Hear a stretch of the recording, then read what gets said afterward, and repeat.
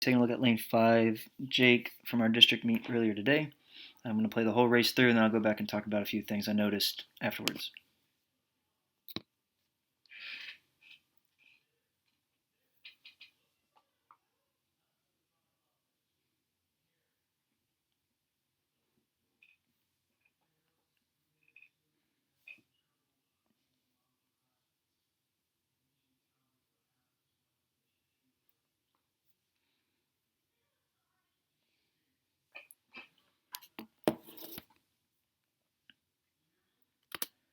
Okay, so back to the start here.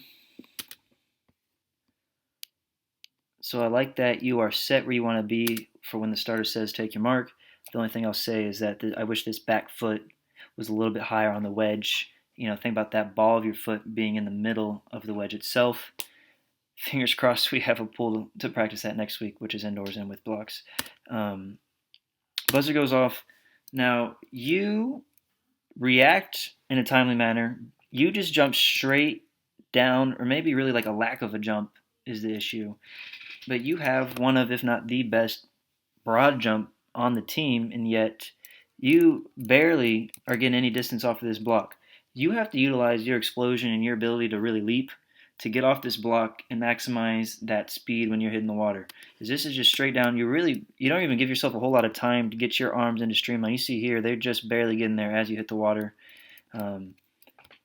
It looks like your left leg is still coming apart from your right leg, but this angle isn't phenomenal in that I can decisively say that from here, but it appears to be the same as it has been.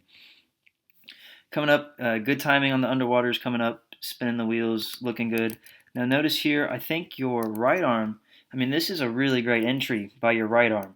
The left arm, however, is coming over super awkward. Like you see here, it looks like it's slicing in just above your head. You're not getting a full reach, and you're really, instead of entering in line with your shoulder, it appears you're coming in a little bit past your shoulder and going towards in front of your head. And so the right arm, again, good reach, good entry. That left arm is something to think about here for the next week before we get into regionals. And then coming into the turn here, and the angle is a little weird because we're filming from behind the bulkhead, but it looks like you really jammed this turn. The way you're kind of hitting this wall right here makes me think that maybe you can consider it, and we can talk this or in the next couple of days of practice if you felt like you jammed it or not. Because there's, if your legs are too bent, like if you're really really compact, it's you've now taken away your advantage. Like you want to be a compact ball, but you still want to hit the wall. There's like an optimal angle for your legs and hips to be at when you hit the wall, and I feel like this looked too tight, but we can talk about it, and I want you to think about that. All right, come off the wall. Now, just kind of a race strategy thing. You're really against this lane line, which obviously you want to, it's a 50-meter or 50-yard race. Like if you swim up and down, that's the least distance traveled. But also, right here, Gray next to you, he could come up on that lane line and really kind of get your draft and then pull away and try to pass you. Like not as likely in a 50, but certainly if this was 100 free, like that could be a race strategy for Gray to take on if you were on that lane line.